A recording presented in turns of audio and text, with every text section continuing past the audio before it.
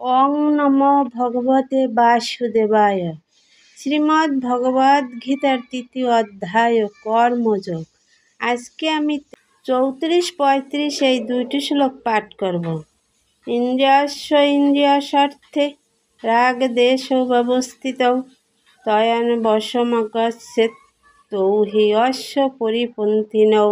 অনুবাদ: সমস্ত জীবই ইন্দ্রিয় গ্রহ বস্তুতে আসক্তি অথবা বিরক্তি অনুভব করে, কিন্তু এভাবে ইন্দ্রিয়ের বিষয়ের বশীভূত হওয়া উচিত নয়, কারণ তা পারমার্থিক প্রগতির পথে প্রতিবন্ধক।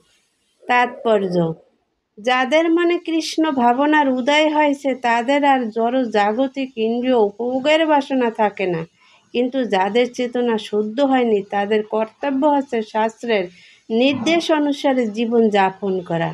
তা হলেই পারমার্থিক সাধনের পথে অগ্রসর হওয়া যায়।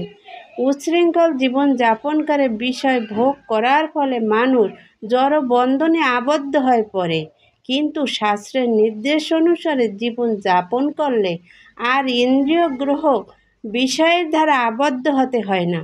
যেমন যোনি সম্ভোগ করার বাসনা প্রতিটি বদ্ধ জীবাত্মার মধ্যেই থাকে, তাই শাস্ত্রের নির্দেশ দেওয়া হয়েছে বিবাহ করে দাম্পত্য জীবন যাপন করতে।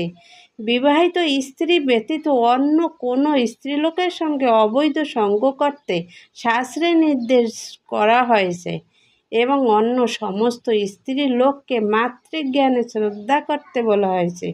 কিন্তু শাস্ত্রে এই সমস্ত নির্দেশ থাকা সত্ত্বেও মানুষ তা অনুসরণ করতে চায় না, ফলে যে জড় বন্ধনের নাগ পাশ থেকে মুক্ত হতে পারে না। এই ধরনের বিকৃত বাসনাগুলি দমন করতে হবে, তা না হলে সেগুলি আত্ম উপলব্ধির পথে দুষ্কৃতিকর্ম প্রতিবন্ধক হয়ে দাঁড়াবে।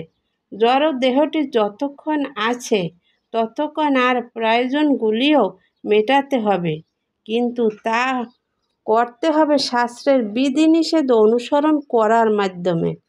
আর তা সত্ত্বেও আমাদের সতর্ক থাকতে হবে যাতে কোনো রকম দুর্ঘটনা না ঘটে। রাজপথে যেমন দুর্ঘটনা ঘটার সম্ভাবনা থাকে, তেমনি শাস্ত্রের বিধি নিষেধের দ্বারা নিয়ন্ত্রিত হওয়া সত্ত্বেও পথভ্রষ্ট হওয়ার সম্ভাবনা থাকে। বহুকাল ধরে এই জড় প্রকৃতির সঙ্গের ফলে আমাদের ইন্দ্রিয় সুখ ভোগ করবার ইচ্ছা অত্যন্ত প্রবল, তাই নিয়ন্ত্রিত ইন্দ্রিয় সুখ ভোগ করলেও প্রতি পদক্ষেপে অধঃপতিত হবার সম্ভাবনা থাকে। তাই নিয়ন্ত্রিত ইন্দ্রিয় উপভোগের আসক্তিও সর্বতোভাবে বর্জনীয়। ভগবান শ্রীকৃষ্ণ ভালোবেসে তার সেবায় ব্রতী হলে অচিরেই আমরা জড় সুখ ভোগ করার বাসনা থেকে মুক্ত হতে পারি। তাই কোনো অবস্থাতেই ভগবানের সেবা থেকে বিরত হওয়া উচিত নয়।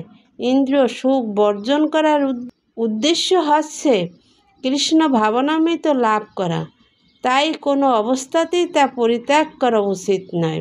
৩৫ নম্বর শ্লোকে কি বলেছেন? শ্রয়ণ স্বধর্ম বিগুণ পরধর্মাদর্শ অনুষ্ঠিতাৎ স্বধর্মে নিধানম শ্রয় পরধর্ম ভয়াবহ।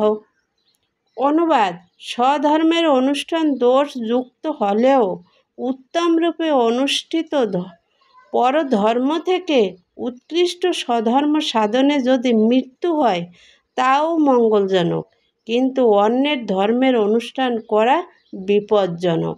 তাৎপর্য: পরধর্ম পরিত্যাগ করে সম্পূর্ণভাবে ভগবান শ্রীকৃষ্ণের শরণাগত হয়ে স্বধর্ম আচরণ করাই মানুষের কর্তব্য।